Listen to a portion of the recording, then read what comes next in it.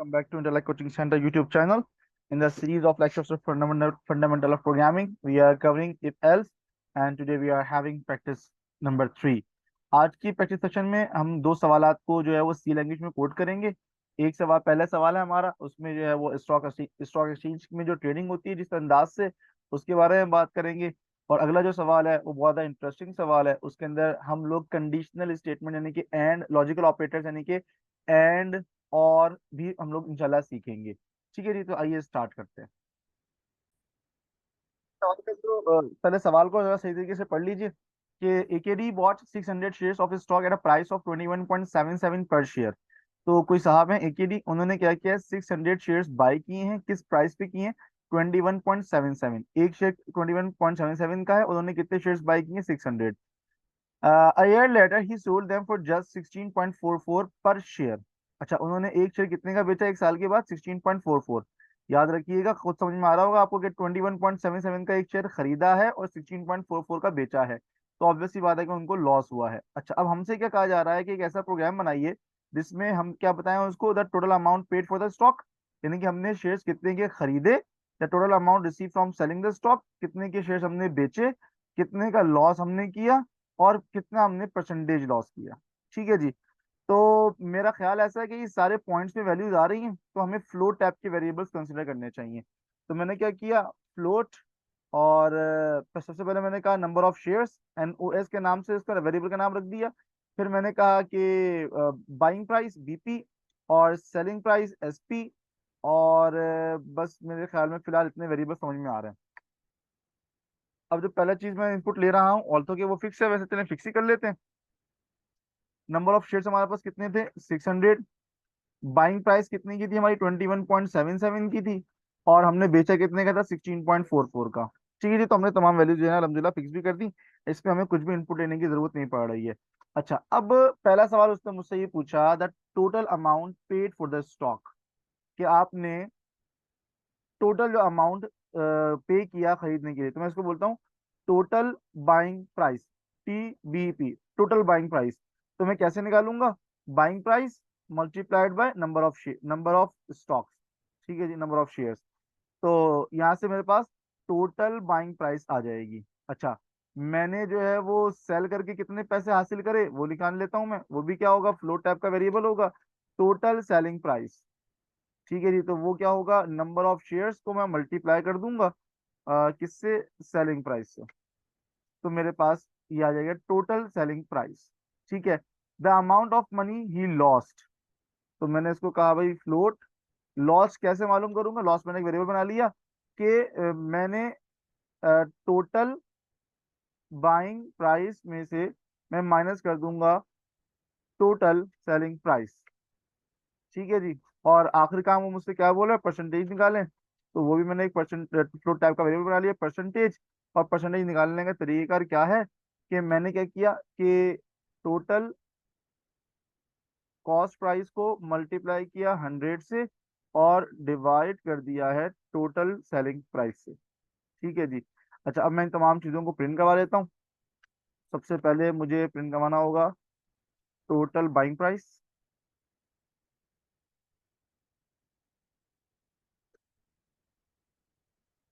और ये ऑब्वियस सी बात है फ्लोट टाइप के वेरिएबल में सेव हुआ हुआ है, तो मैं परसेंटेज ऑफ एफ लिखूंगा, total buying price. Okay, the next is total selling price, और टोटल सेलिंग प्राइस जो है वो सेव हुई हुई है TSE के अंदर। अच्छा, उसके बाद मुझे जितना लॉस हुआ मुझे वो बताना है। तो लॉस और परसेंटेज ऑफ एफ, और यहाँ मैं लिख दूंगा लॉस। और जो आखिरी चीज है वो मुझे बताना है percentage loss, percentage of F. अच्छा, परसेंटेज ऑफ एफ का मतलब ये कि फ्लोट टाइप की चीज प्रिंट होगी, पर साथ में चाहता हूँ कि परसेंटेज का सिंबल भी आ जाए। तो चलो इसको बाद में देखते हैं। पहले जरा इसको परसेंटेज निकालते हैं। अच्छा, अब इसमें एक आपको समझ में आ रही है कि बात, कि ये सब एक साथ ही लिखे हुए आ जाएंगे। तो नेक्स्ट लाइन पे लाने के लिए मैं क्या इस्तेमाल करता हूँ? \n, वो मैंने इस्तेमाल कर ली सब हर लाइन के शुरू के अंदर। तो एग्जीक्यूट किया मैंने, इनपुट मुझे इसके अंदर कुछ भी नहीं लेना। तो ओके, एक तो ये कि वो लॉस्ट के बारे में मुझसे शिकवा कर रहा है कि भाई ये लॉस्ट है, वो मैंने सही कर दिया है।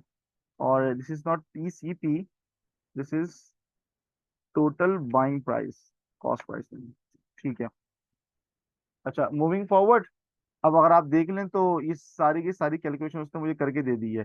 बेसिकली क्या हुआ होगा कि उसने 600 को 21.77 से मल्टीप्लाई किया है, तो ये आ रहा है 13062। ठीक है। और इसी तरीके से सेलिंग प्राइस मालूम करने के लिए जो हमने फॉर्मूला अप्लाई किया था, सवाल ही पैदा होता है कि क्या परसेंटेज लॉस इज 132%, यानी कि और कीजिएगा। अच्छा, मैंने फॉर्मूला गलत अप्लाई कर दिया है। लॉस कितने का हुआ है? 3192। अच्छा, ये बेसिकली लॉस को डिवाइड करना होता है, ये लॉस को करना होगा सेलिंग बाइंग प्राइस से। तो यस, 24% लॉस हुआ।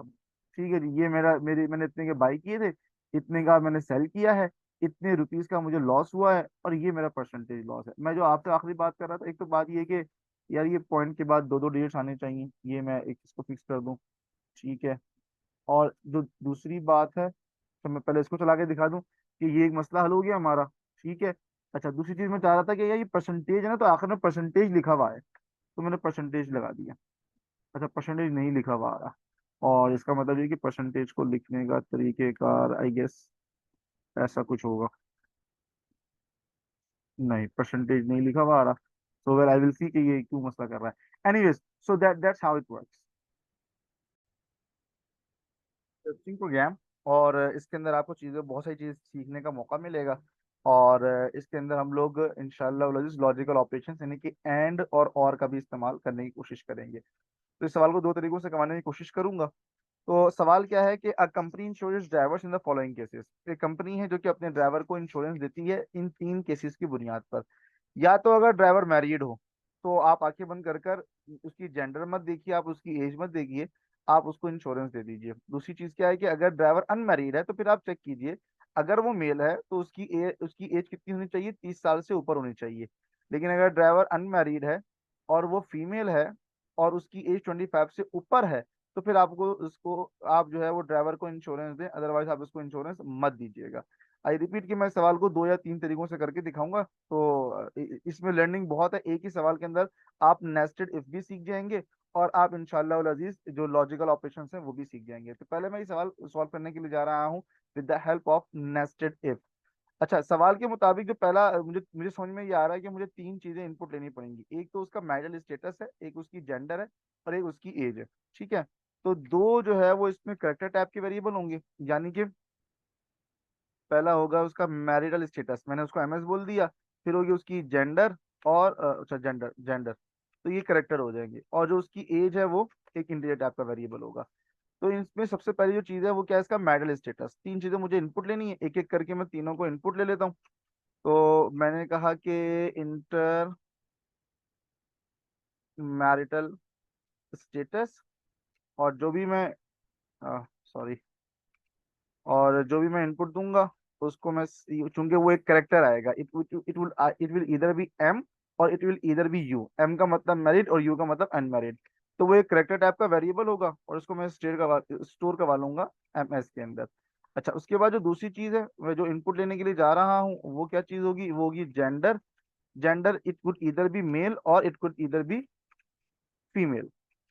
तो वो भी ऑब्वियस सी बात है कि मैं एम का मतलब मेल और एफ का मतलब फीमेल लूंगा। करेक्टर टाइप का वेरिएबल होगा, और मैं उसको जी में सेव करवा लेता हूँ। फाइन। जो तीसरी चीज मैं इनपुट लेने के लिए जा रहा हूँ वो है एज। और एज जो है वो ऑब्वियस सी बात है कि एक इंटीजर टाइप का वेरिएबल होगा। तो परसेंटेज ऑफ डी इस्तेमाल करूंगा और उसको सेव करवा दूंगा मैं एज के अंदर। परफेक्ट। चेक कर लेता हूँ if it is working right और रॉन्ग। मेरिटल स्टेटस मैंने कहा एम है, जेंडर जेंडर उसने इनपुट नहीं लिया, और एज मैंने कहा 21। अब यहाँ पे ये इशू आ रहा है कि जब उसने मैरिटल स्टेटस इनपुट लिया तो उसके बाद उसने जेंडर को स्किप कर दिया। तो अब आपको ये बात समझ में आ रही होगी कि ये वो दो करेक्टर्स को एक साथ नहीं ले रहा। ठीक है। अच्छा, कुछ कुछ जगहों पे ये मसला आएगा, कुछ जगहों पे नहीं आएगा, वो चलता चला जाएगा। तो कोई परेशानी की बात नहीं है। एक इस मसले को हल करने का तरीका क्या होता है कि आप एज मतलब कुछ कंपाइलर्स में ये ऐसे भी रिजॉल्व हो जाता है। मैं इसको चेक करता हूँ क्या मेरे पास हुआ या नहीं हुआ। तो उसने पूछा मैरिटल स्टेटस, मैंने कहा मैरिड, उसने मुझसे कहा एज, और उसके बाद उसने मुझसे जेंडर देखे अगेन नहीं लिया, लिखा हुआ आया लेकिन उसने मुझसे इनपुट नहीं लिया। कुछ जगहों पे ऐसे भी चल जाएगा। ठीक है, लेकिन इसका जो प्रॉपर सॉल्यूशन है वो ये है कि हम करेक्टर का जो इनपुट लेते हैं ना वो स्कैनफ की मदद से नहीं लेते। सवाल ये पैदा होता है कि अगर हम करेक्टर की मदद से स्कैनफ की मदद से करेक्टर इनपुट नहीं लेंगे तो फिर क्या करें। फिर इसके लिए हम इस्तेमाल करते हैं गेट सी एच। अच्छा, अब ये तीन वेरिएंट्स हैं इसके अंदर, गेट सी एच ई और गेट चार। मैं इनमें तीनों के बारे में बात करता हूँ, लेकिन पहले आपको एक चीज समझा दूं कि मैंने कहा M S is equal to get C H. अच्छा, जैसे ही मैंने इसको इस्तेमाल करने की कोशिश करी तो उसने देखिए मुझसे माजरत कर ली, वो बोल रहा है कि मैं गेट सी एच को नहीं जानता, क्योंकि गेट सी एच जो है वो S T D I O library का फंक्शन नहीं है। तो ये किस लाइब्रेरी का फंक्शन है, ये है कोनायो, दिस इज कंसोल। ये था स्टैंडर्ड इनपुट आउटपुट, ये है कंसोल इनपुट आउटपुट।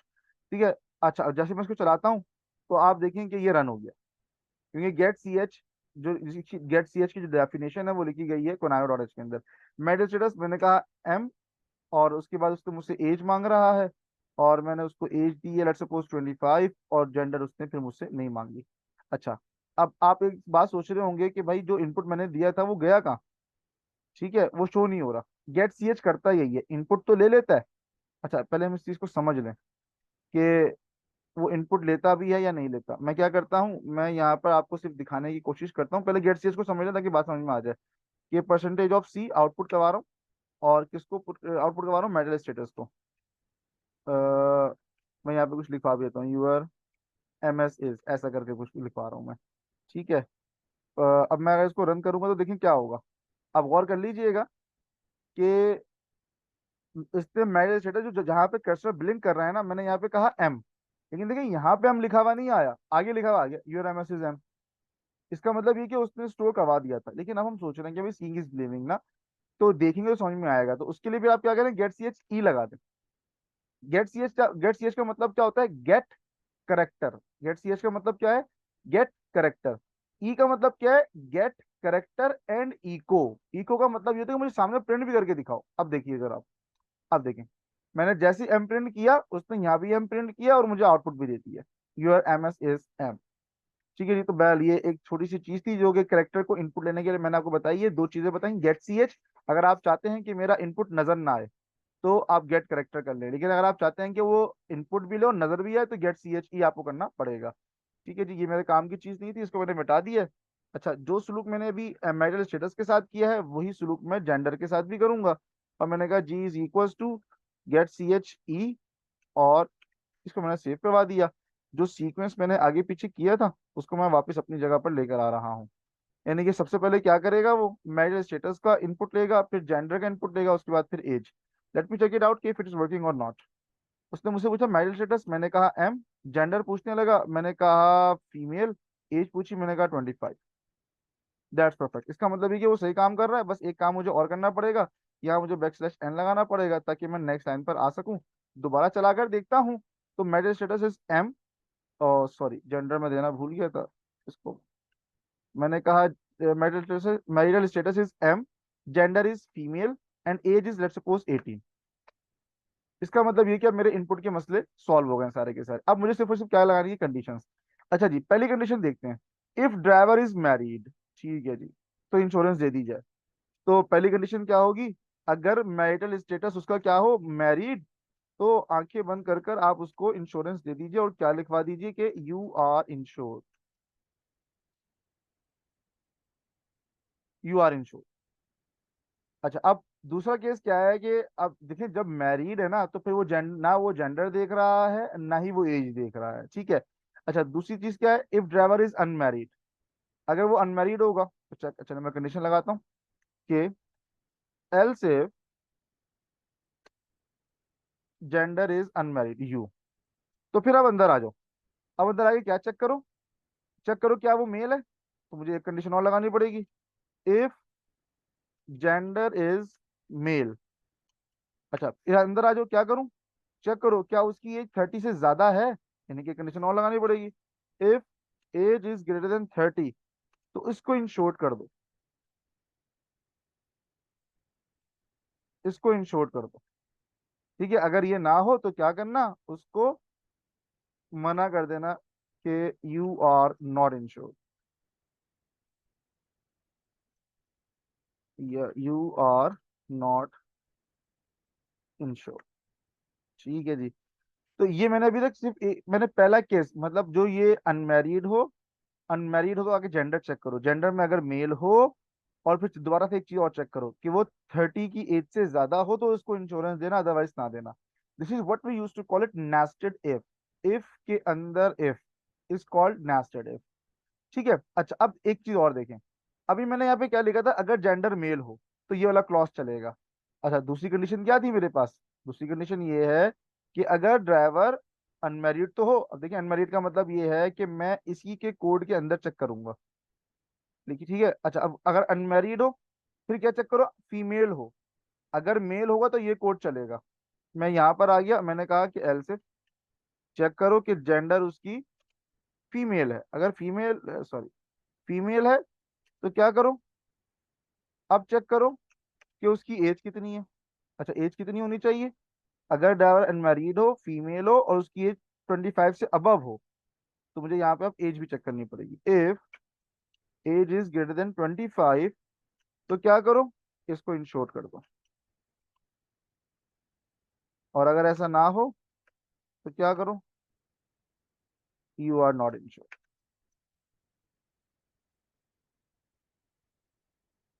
ठीक है जी।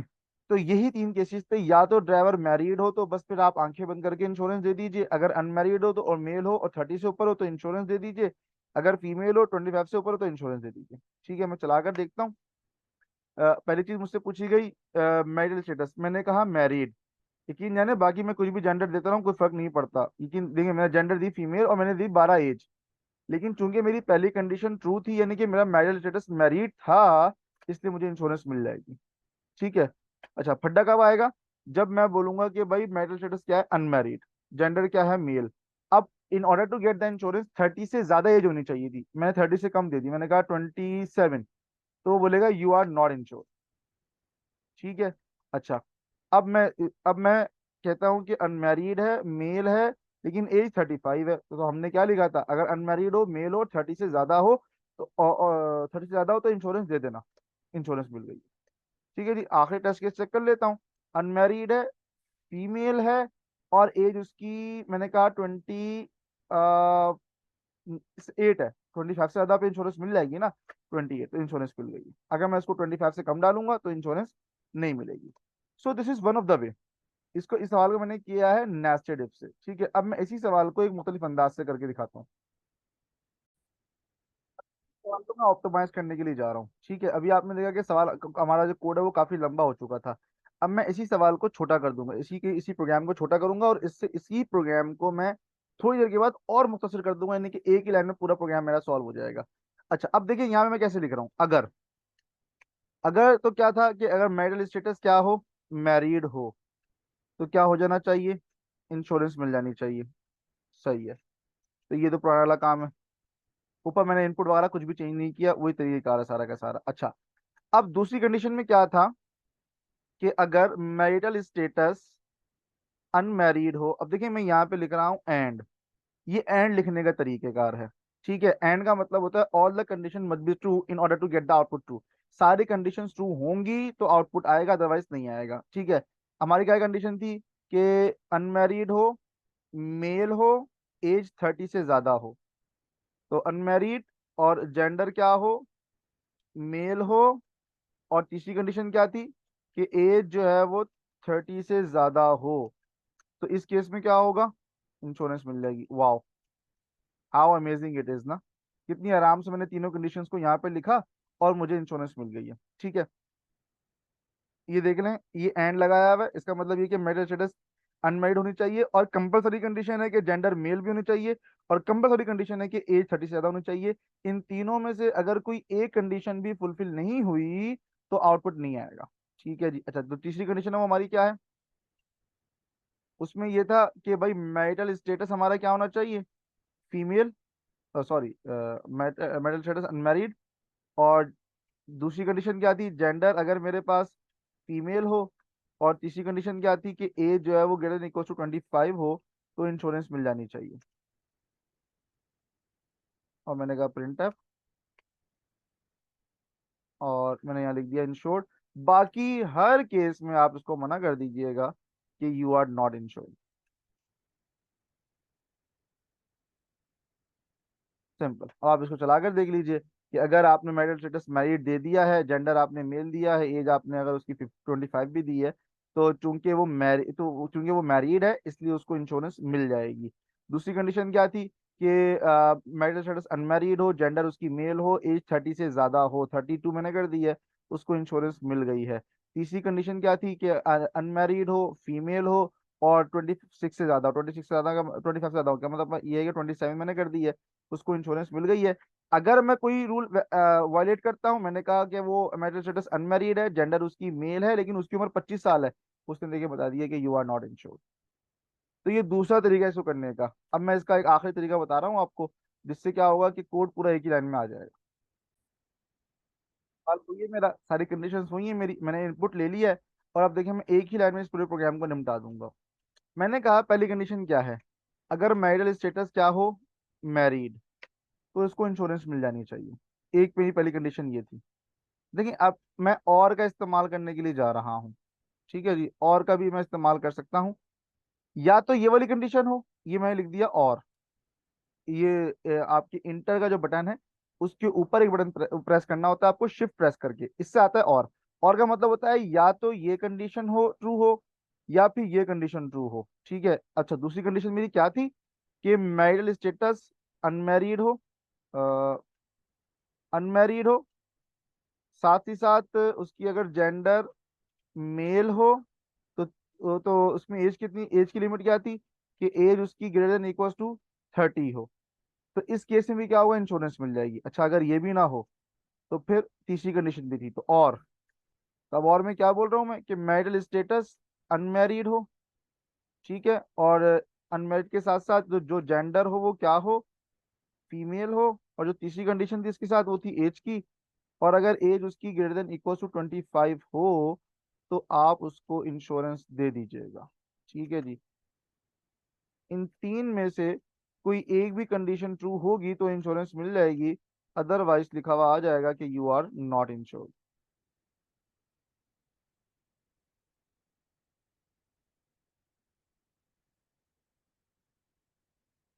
यहाँ मैंने लिख दिया है कि यू आर नॉट इंश्योर्ड। चला के देखता हूँ मैं पहले पहली कंडीशन को ट्रू करवाता हूँ कि मैरिटल स्टेटस तो उसका मैरिड है, जेंडर उसकी फीमेल है, उसकी 12 साल उम्र है, उसको इंश्योरेंस मिल जाएगी, परफेक्ट। दूसरी कंडीशन क्या थी कि मैरिटल स्टेटस अनमैरिड हो, जेंडर उसकी मेल हो, एज उसकी 30 से ज्यादा हो, तो मैंने क्या कर दिया 32, तब भी मुझे इंश्योरेंस मिल गई, परफेक्ट।